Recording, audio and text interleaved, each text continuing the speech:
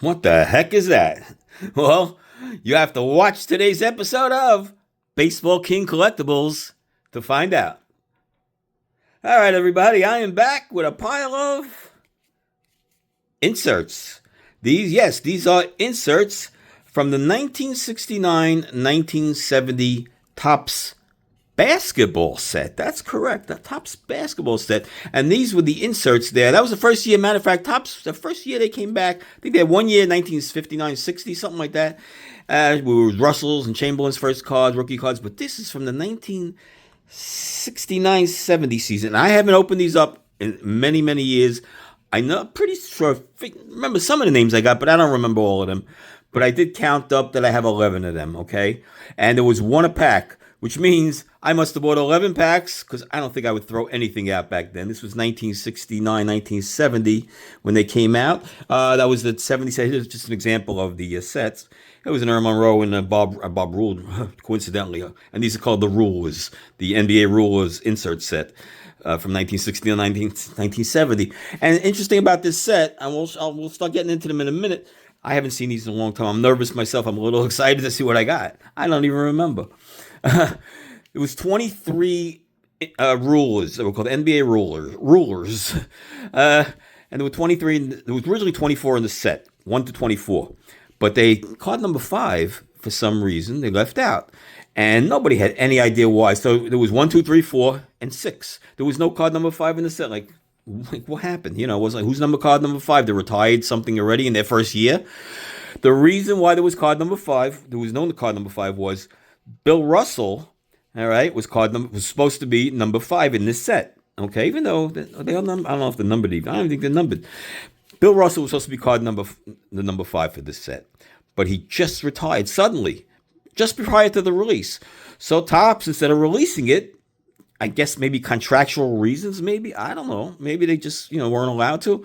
If not, that was a big mistake. They never released it. I don't know if there's any copies of it floating around. They did print them, I would imagine. Of course, they just didn't release them, it says. It didn't say they didn't print them, just as they didn't release it. All right? So it's a big mystery out there. These things are 2.5 inches by 9 7/8 inches long. Once I open them up all the way, let me get them through this way, open up. We'll do one at a time here.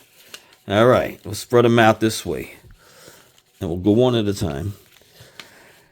Very thin. These are folded 3 times. You can see there's 3 folds. These are impossible to find in minty condition. 9s, 10s, 8s, 7. Because of the fold. Now, how do you get this at a 10? It has to be folded. I mean, unless people were able to get them right out of the factory unfolded somehow. But they came in packs. They were folded inside the pack. 3 times folded. The pack was long. These were tall boys. Inserted inside the pack. So you can't get you can't even, you can flatten these. I don't know. I've left, look, these were my original condition. These are mine for my original buy. They were 10 cents a pack back then. It was 99 card set. It was 10 cards in a pack. So if I have 11 of these, I'm assuming I have probably the whole set of the cards, which I don't believe I do. I have a lot of doubles and triples in certain players, but I have the key cards, the Alcindor and Chamberlain and West and Robinson, all those guys. So let's get into this, all right? All right. Who's the big names, of course, and this is going to be Alcindor and Chamberlain, right? Let's see if it's going to go this way or the other way. Let's see. One at a time. I haven't seen these in years. Surprise me, please. But we'll go this way. All right. We'll turn them this way. All right. Ready? Number 1 is Jeff Mullins, Womp Womp. Well, he's still a good, and it's got a little staining on here, too. A little water damage. I don't know from where. Hope they all don't have that.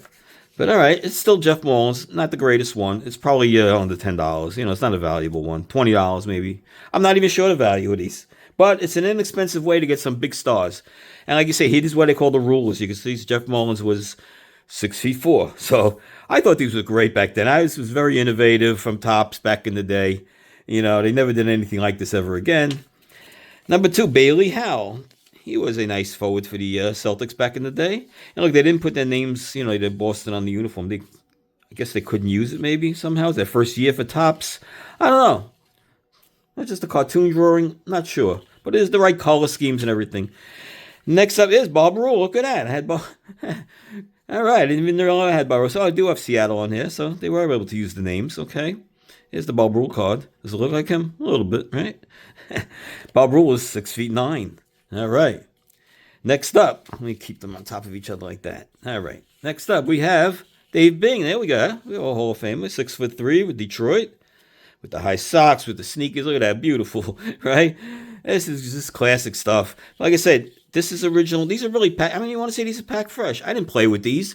I was 13 years old. I wasn't, matter of fact, being 13 years old, it was a no-no to be buying this kind of stuff as a kid, you know, as a teenager. My first year in junior high school, you were not allowed to be buying baseball cards, and you know, you were just, you know, you were too old for that stuff.